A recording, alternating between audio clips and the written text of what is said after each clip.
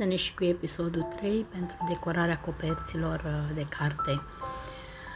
După ce s-a uscat pasta modelabilă, punem mâna un pic pe pensule și folosim pentru decorarea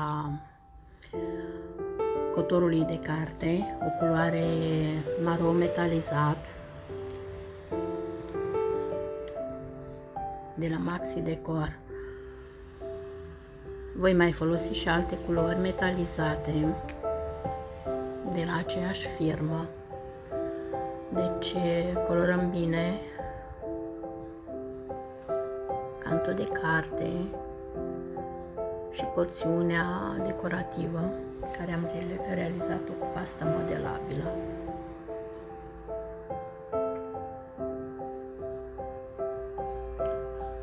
Această culoare este foarte plăcută, e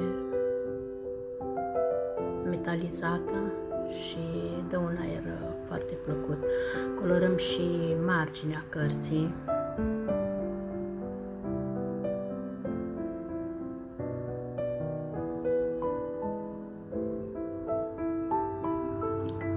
Cu o pensulă adecvată și ne putem ajuta și de un burețel.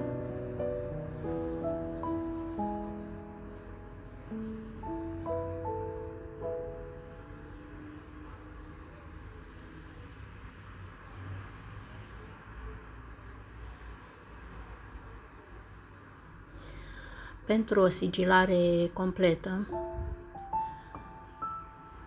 aplicăm o mână de lac acrilic. Eu în acest caz am folosit mat, pentru că oricum vor mai veni și alte sigilări cu un alt tip de lac. Apoi, tot cu aceste culori metalizate, cu maro metalizat și un auriu metalizat, un auriu antic metalizat, nuanțăm un pic, evidențiem un pic coroana de spini și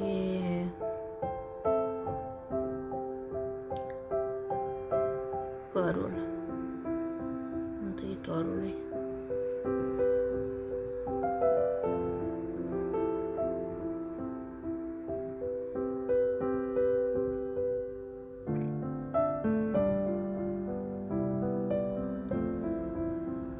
Acesta este auriu antic pe care l-am folosit.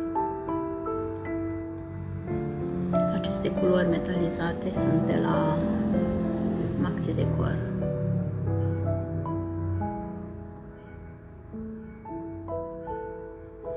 Cu o culoare roșie metalizată, un vișiniu metalizat, evidențiem un pic dârele de sânge, sângele curs pe fața Mântuitorului de la înțepăturile coroanei cu spini.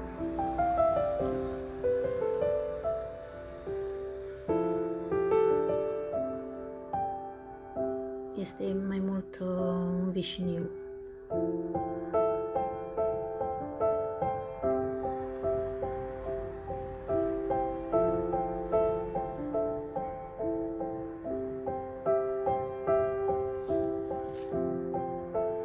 Mai folosim burețelul, mai evidențiem un pic coroana cu spini până când va avea aspectul pe care noi ne-l dorim.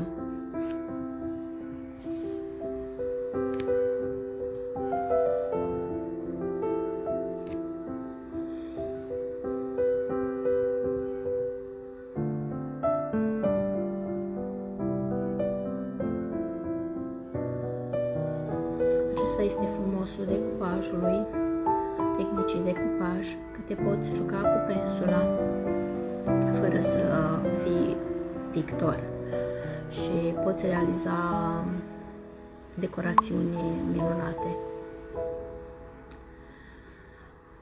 Pentru a da un aer antic și învechit, am ales să aplic lacul bicomponent pentru crăpături.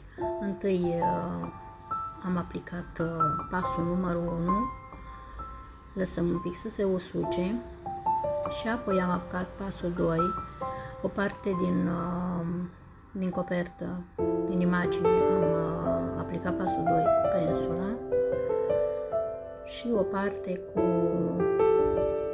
am aplicat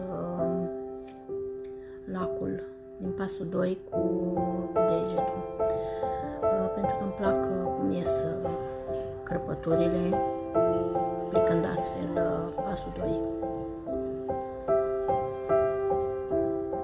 Ne folosim de un fion pentru a forța un pic uscarea și a forța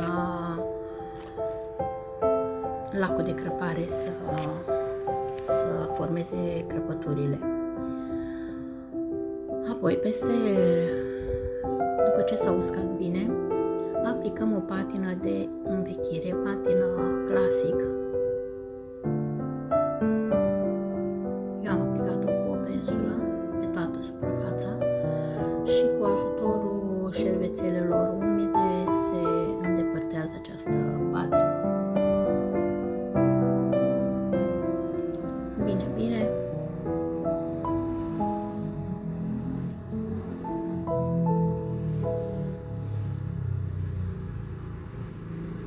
Crăpăturile au ieșit exact așa cum mi-am dorit, fine, nu crăpături mari.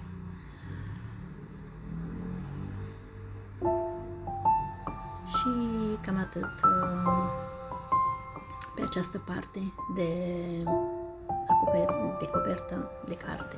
Voi reveni cu episodul